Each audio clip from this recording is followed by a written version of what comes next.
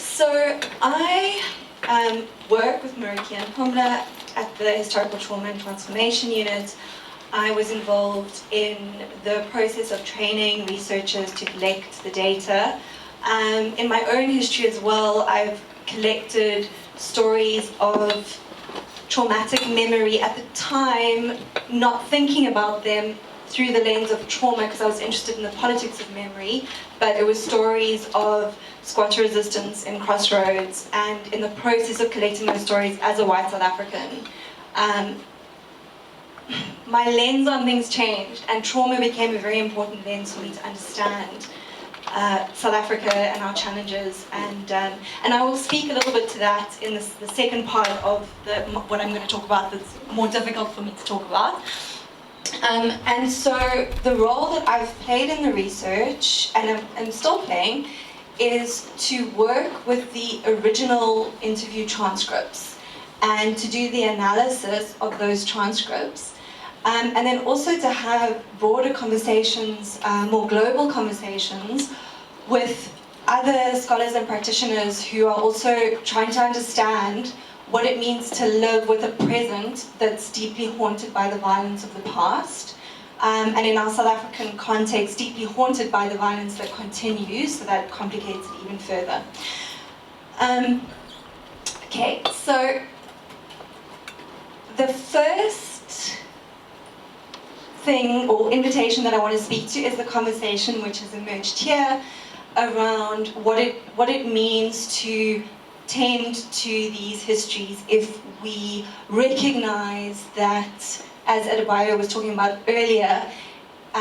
in some ways they are unmournable, and then also with the concept of melancholy and moving away from this desire to go to healing and to go to closure. How do we sit with these stories without wanting that closure, and the questions of repair and rewind. And I wanted to bring up the work of Jaco Bernard-Nordier in the book that we were talking about earlier, the Breaking the Cycles of Repetition, because he speaks about something that I think is very relevant to this conversation, which is repairing the irreparable. And in thinking about how to tend to the haunting of the past with the knowledge that healing and mourning and repair is in some ways not possible, that the world is in some ways irreparable, and that you would think that that would take us to a space of despair, but in fact it's potentially in the process of finding a way of being that is continuous around the desire to repair and tend to and care for, that doesn't necessarily even desire for healing and closure and repair,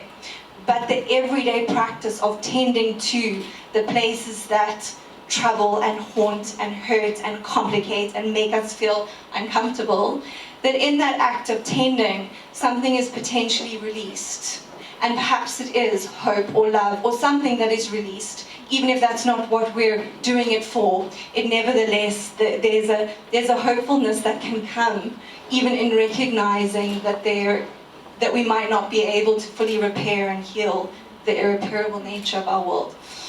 So I wanted to speak to that firstly. Okay, so the second part, which I feel is an invitation that's emerged from the space and something that I don't always speak about, but I think about a lot,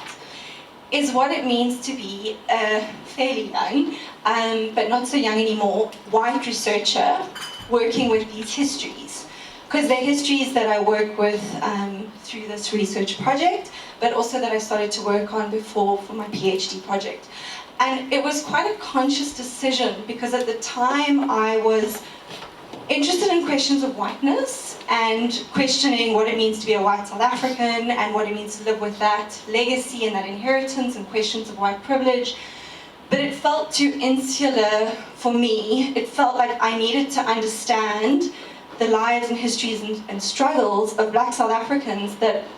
live down the road from me in close vicinity, but also hold very different histories of pain and trauma that I've in many ways been protected from. And it became impossible for me to understand my whiteness separate from understanding the stories of Black South Africans. Having said that, that is also an irreparable space. It's a space where I cannot yet make full meaning, make full closure. It's a space that when I start thinking and speaking into, all I feel is the lacking, the way that I haven't worked this thing out, and I haven't worked out how to talk and think about what it means to be a white South African in relation to all the stories of South Africanness and the pain and trauma and privilege and oppression and all of these things. So, what it means for me to work with these histories is a process of immersion in stories, and in their original form, they're quite challenging to read because they're long and they are often confusing, and people move towards emotions and move away from them, and they talk sometimes over again about things. So it's not a clear, neat narrative, and it's a narrative that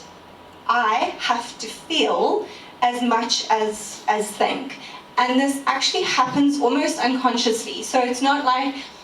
in the process of reading through and through these narratives, something else emerges that also requires attending to and a work that is beyond just the analytical process but feeds into it. And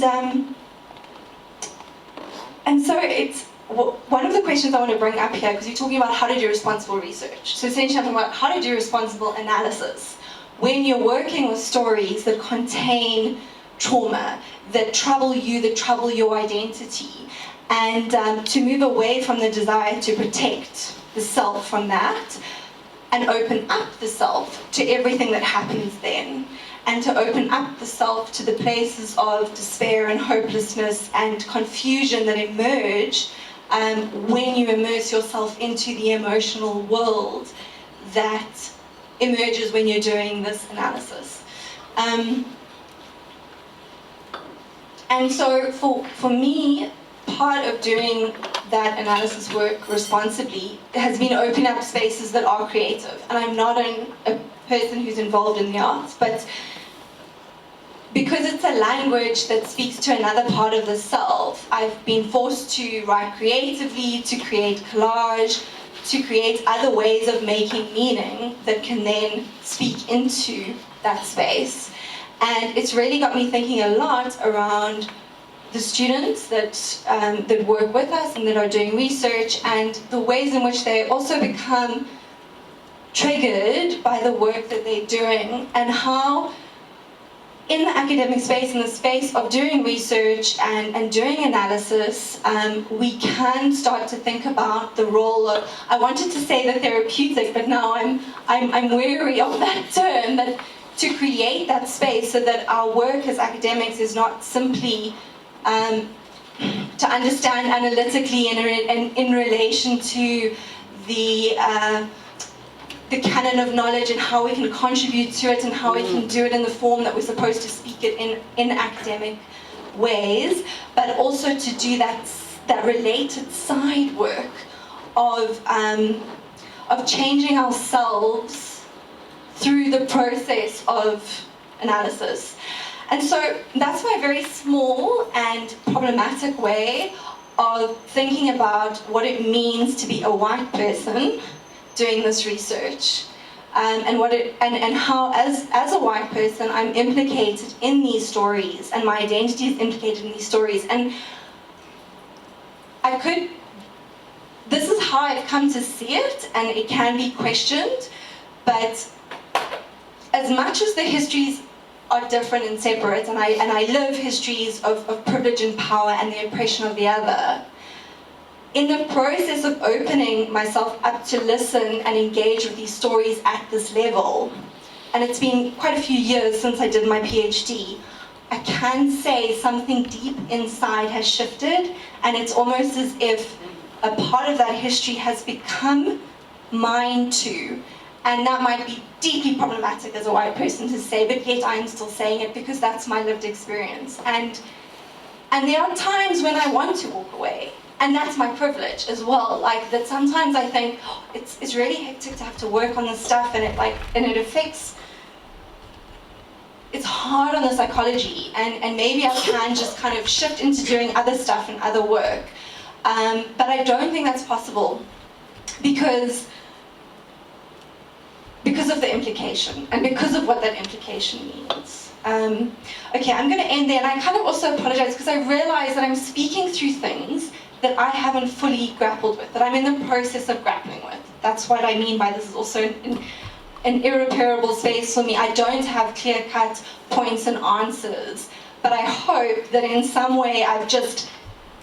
carved into that space of the question of what it means for a white South African to do this work, and just added more complications to that layer. And I also invite challenges, because I know in opening up this door, inevitably I'm going to be pushed a whole lot more and challenged a whole lot more, and it's going to be deeply uncomfortable, but that's the space. Okay.